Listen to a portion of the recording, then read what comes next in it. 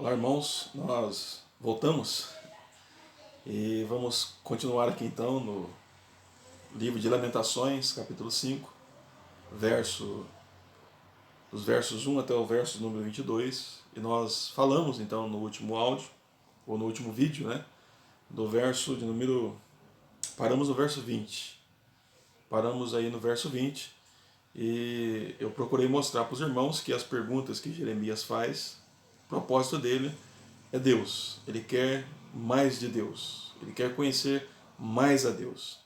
É como aquele filho, aquela filha que parece que os pais de vez em quando não dão atenção e eles não querem presente. Eles querem que o pai, eles querem que a mãe dê atenção para eles, porque o desejo deles é o pai, é a mãe. Eles querem desfrutar dessa amizade com o pai, eles querem desfrutar dessa amizade com a mãe. Então o prazer deles, na verdade, é o pai e a mãe.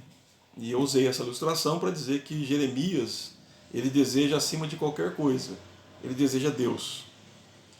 Então esse é o alvo do clamor de Jeremias.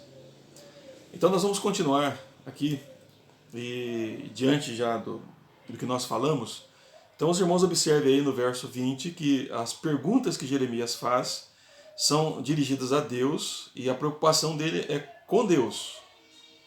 Veja que Jeremias aqui, ele não está pedindo que Deus solucione o problema do povo, ele não está pedindo aqui que Deus resolva o problema das viúvas, dos filhos, dos jovens, da sua alegria. É bem verdade que isso viria depois, mas a pergunta que ele faz é: até quando, Senhor, o Senhor há de se esquecer de nós? Até quando, Senhor, o Senhor há de nos desamparar? Então, quando ele faz essas reflexões, quando ele faz essas perguntas, que é natural no livro de Lamentações, como também os irmãos vão encontrar lá nos Salmos, né? Então alguns salmos de Lamentações, normalmente o salmista, e assim como o profeta, eles usam esse recurso para então falar com Deus. E aí dentro do recurso de Lamentações, como também dos Salmos de Lamentações, eles então chamam a atenção por meio dessas perguntas retóricas. Ele diz: até quando, Senhor? Então eu chamo a atenção dos irmãos que o desejo maior do profeta é Deus. Ele quer Deus. Ele quer Deus. Eu acredito, irmãos, que o Espírito Santo registrou isso também para nos ensinar. Também para compreender que a necessidade maior do ser humano não é você ter fama, não é você ter dinheiro, não é você ter boa saúde, ou você está doente, ou você está tudo bem. Não é isso. Essas coisas são importantes, elas têm o seu lugar na nossa vida, mas o ponto principal que as Escrituras nos ensinam é que Deus deve ser na nossa vida o ponto principal, o bem maior, o propósito maior da nossa vida. É para isso que nós fomos criados. Deus nos criou para Ele. E só teremos o nosso coração calado, como alguém já disse, quando nós nos voltarmos para Deus. Então o profeta está nos ensinando isso, que o ponto aqui maior é Deus. É Deus. Eu não vou entrar muito nisso, né, mas só para chamar a atenção dos irmãos, muitas vezes uma pessoa solteira, quando ela está solteira, e ela pode achar que o casamento seja a solução para a felicidade dela. Então ela pode achar que se ela casar-se, ela será feliz. Ou como aquela pessoa que está sem trabalho e ela está orando a Deus para que Deus dê o trabalho, ela pensa: bom, quando eu estiver trabalhando, serei feliz. Ou aquela pessoa que talvez quer um aumento de salário, né? E aí ela pode achar que quando ela receber o aumento de salário, ela será feliz. Ou mesmo quando uma pessoa está doente e ela acredita que se Deus curar ela, ela será feliz. Eu quero que os irmãos entendam que essas coisas todas que eu falei são importantes e o próprio Deus que nos deu. O casamento foi Deus que instituiu para o nosso bem, como também o trabalho é uma coisa que Deus nos deu para o nosso bem, como também o dinheiro é uma coisa boa. Não é o amor ao dinheiro que é o problema, mas o dinheiro é uma coisa boa e também Deus permite isso para o nosso bem. Como, é claro, se você tem um problema de saúde e que te limita demais, Se Deus responde, nos cura, também isso é para o nosso bem. Mas eu quero que os irmãos entendam que mesmo essas coisas sendo importantes, elas não podem ser colocadas em primeiro lugar. Você que está com algum problema, você não pode buscar a Deus primeiramente só por causa do problema. Você tem que aprender a orar e a buscar a Deus por causa de Deus. De Deus.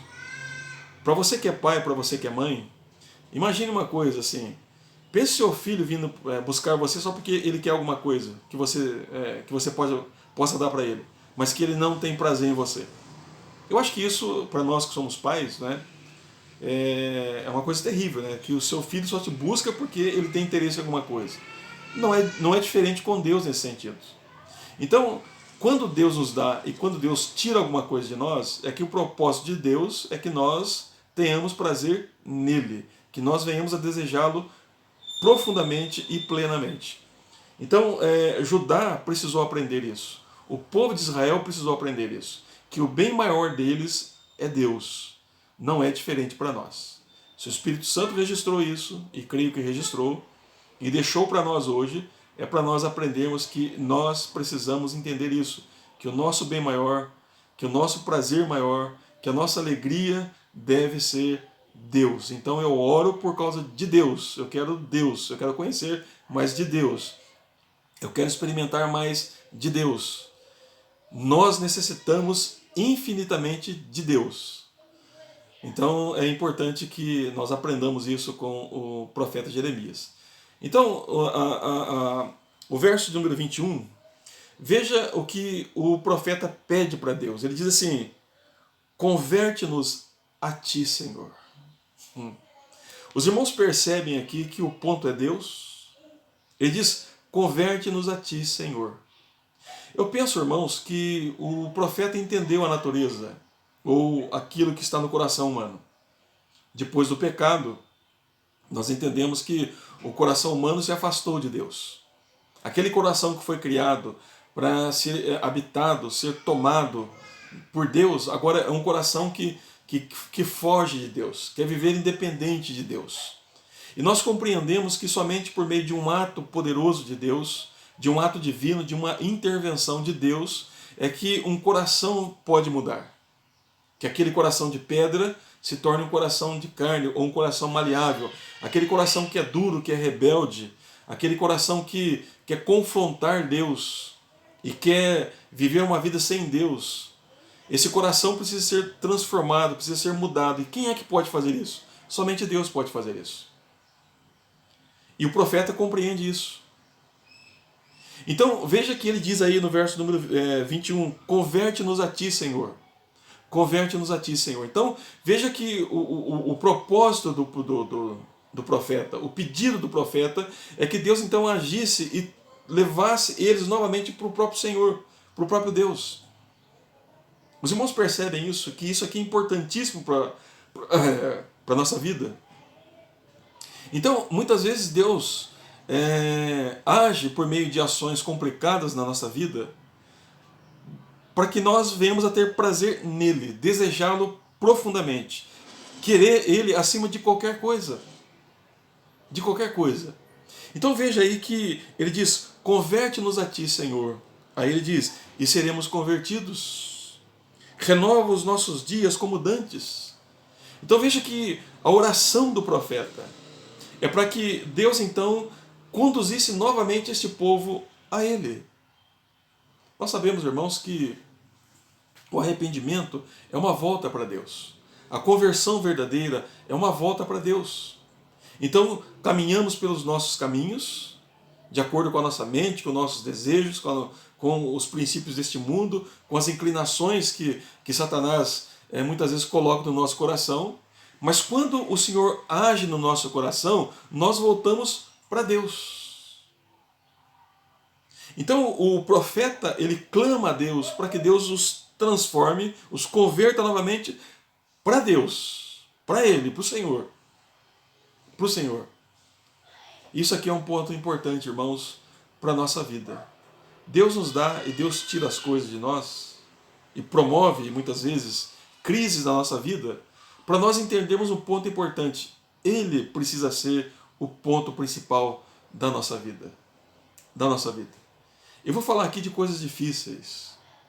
Eu quero que os irmãos entendam que pessoas daqui nesse período perderam seus filhos. Filhos grandes e filhos pequenos. Talvez até crianças recém-nascidas foram mortas aqui pela opressão da Babilônia, quando a Babilônia veio sobre Judá e sobre Jerusalém. Eu penso que você tem filhos. E se você não tem, você tem pessoas queridas ao seu redor. E veja que muitas vezes nós temos a inclinação de dedicarmos mais aos nossos filhos, aquelas pessoas que nós amamos, ou aquilo que nós amamos, até objetos, né, ou bens materiais, e colocamos Deus em segundo lugar. Agora, por que Deus tira muitas vezes? É para que nós entendamos uma coisa, que Ele é o ponto maior da nossa vida. Ele é o ponto maior da nossa vida. Os irmãos sabem conhece aquele hino, né? Se paz a mais doce, me deres gozar, se dor a mais forte sofrer, né? Seja o que for, tu me fazes saber que feliz com Jesus sempre sou. Segundo a história, é que este homem que escreveu este hino, ele havia perdido a família, a sua esposa e seus filhos. E na dor do seu coração, ele escreve esse belo hino. Que feliz com Jesus sempre sou. Que feliz com Jesus sempre sou.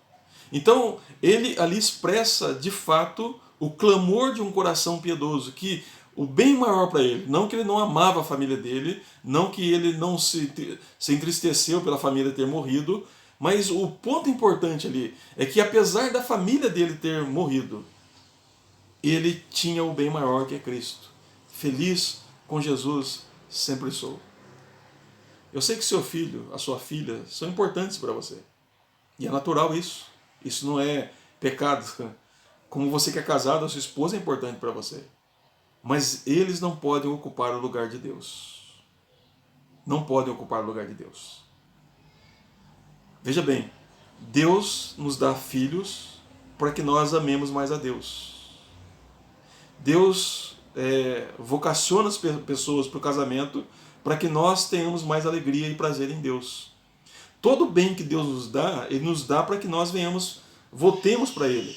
Não é diferente quando acontece o contrário.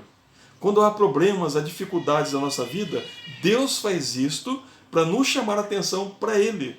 Porque por causa do nosso coração, muitas vezes movido pelo pecado, e aí esse pecado se manifesta de diversas formas, de maneira arrogante, né, de maneira indisciplinada. Então, Deus provoca estas coisas para que nós voltemos para Ele. Porque Ele tem que ser o nosso bem maior. Então veja aqui que a oração, os irmãos me desculpem, a oração do profeta é que converta-nos a Ti, Senhor, e seremos convertidos. O que ele quer? Eu fico pensando o seguinte, ele está olhando para o passado, ele está olhando para aqueles momentos felizes que Deus havia promovido no meio do povo de Israel. Um momento em que toda a nação ela se curva em adoração ao Senhor. É possível que ele está olhando lá para a saída do povo do Egito. É possível que ele está olhando lá para o período de Josué, que o povo serviu ao Senhor com muita alegria. É possível que ele esteja pensando aqui nos períodos de Davi e Salomão, quando o povo estava em plena adoração ao Senhor. Então ele vê a alegria que Deus havia promovido para este povo, dado a este povo. Porque este povo estava em sintonia com Deus e amava ao Senhor. É possível que ele tenha olhado para esses períodos de avivamento que Deus promoveu no meio do povo de Israel. E agora ele está desejando novamente aquele momento. Ele quer que Deus novamente venha sobre eles. Que Deus então transforme o coração deles e conduza-os ao Senhor novamente. Ele quer Deus acima de qualquer coisa. A cidade está arrasada, o país está arrasado, muitos tinham ido para o exílio, famílias estavam divididas, pessoas importantes para esse homem morreram, possivelmente amigos deles morreram, veio a morrer. Muitos que ele conhecia talvez veio a morrer ou se tornou de escravos. Mas o que ele quer? Ele quer Deus. Ele quer que Deus novamente os conduza para eles. E ele sabia que só por meio de um grande arrependimento, de um grande despertamento, de uma poderosa atuação de Deus, uma poderosa intervenção de Deus, é que isso poderia acontecer. Mas o que ele quer? Ele quer Deus. Deixa eu perguntar uma coisa para você, meu irmão e minha irmã. O que você quer? Você quer a cura para a sua enfermidade? Você quer uma resposta para as suas dúvidas? Você quer que Deus resolva todos os seus problemas? Ou você quer Deus? Ou você quer que Deus seja para você o bem maior? O piedoso clama ao Senhor porque ele quer Deus. O desejo dele é conhecer mais de Deus. O desejo dele é experimentar mais de Deus. O desejo dele é se aprofundar mais no conhecimento de Deus. O desejo dele é que de fato Deus seja glorificado na vida dele. O que você quer, meu irmão, minha irmã? Muitas vezes nós que somos pastores, nós queremos igrejas grandes, né? É um pensamento legítimo e verdadeiro. Nós queremos ter sucessos. Muitas vezes nós queremos que depois da pregação alguém venha nos elogiar. Olha, você pregou muito bem. Faz parte. Eu acho que no ministério pastoral é importante que a igreja, uma maneira que o pastor tem de compreender se ele está sendo útil ou não, é se a mensagem que ele prega está surtindo efeito no coração dos crentes. Então, naturalmente, ele vai ouvir alguma coisa aqui, uma coisa ali, mas mesmo que essas coisas sejam legítimas, meu irmão, minha irmã, não é esse o ponto principal. O pastor não prega para ser elogiado. O pastor não ora para mostrar para a igreja que ele ora. O pastor, por mais que ele deseje conversões de almas, e é legítimo, ele precisa disso, ele precisa querer que essas coisas... Ele precisa querer sim que as almas sejam convertidas, até porque ele ama o próximo como a si mesmo. Mas o ponto maior dele, quando ele prega o evangelho, quando ele ensina a igreja, quando ele exorta a igreja, quando ele está em oração e estudando as escrituras, ele quer Deus. E não é diferente com um membro da igreja. Ele vai à igreja porque ele quer Deus. Ele ora porque ele quer Deus. Ele canta porque ele quer Deus. Ele está em comunhão com os irmãos porque ele quer Deus. Ele reconhece Deus agindo e Deus proporcionando para ele mais do conhecimento do Senhor. É verdade que ele ora assim, ele pode até orar pelos seus filhos, mas quando ele ora pelos seus filhos, é porque ele quer Deus para ele e para os seus filhos. E é isso que o profeta está nos ensinando. Em períodos de crise ou não tendo crise, o piedoso quer Deus. E o profeta diz: converte-nos a ti, Senhor, e seremos convertidos. Por que você ora? Por que você vai à igreja? Por que você troca de igreja? É por causa de Deus? É por causa de Deus? Muitas vezes não. É por causa do nosso coração. É por causa das nossas inclinações e não por causa de Deus. Meu irmão, minha irmã, eu quero chamar a atenção dos irmãos para isso. Nós vivemos um período em que crentes estão pobres de Deus. Eu não quero aqui ser hipócrita, eu não quero aqui ser um farsante, mas eu fico pensando que as pessoas muitas vezes querem que Deus resolva os problemas delas. Este homem queria Deus, este homem desejava Deus, mesmo diante dos problemas que ele estava passando. Converte-nos a ti, Senhor, e seremos convertidos. Torna a dar-nos a alegria. A alegria deles era o Senhor. O desejo deste homem era Deus. As perguntas que este homem faz, ele está fazendo porque o foco dele é Deus. Quem você quer, meu irmão, minha irmã? Converta-nos a ti, Senhor. Essa deve ser a minha oração. Essa deve ser a sua oração. Converta-nos a ti, Senhor. Pai nosso que estás nos céus, santificado seja o teu nome. Venha o teu reino. Seja feita a tua vontade, assim na terra como nos céus. E, Senhor, para que nós venhamos a cumprir isso. Dai-nos o pão de cada dia. Não nos deixe cair em tentação. E livra-nos do mal,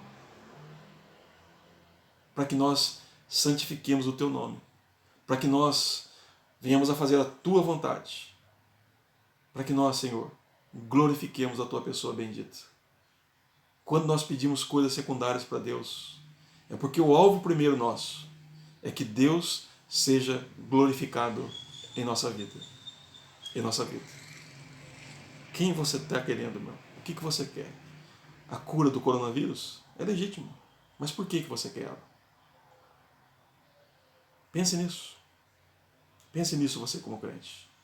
Nós vamos voltar no próximo vídeo, encerrando aqui então essa série de reflexões que nós estamos fazendo aqui na Lamentações. E meu desejo é que Deus abençoe os irmãos. Amém.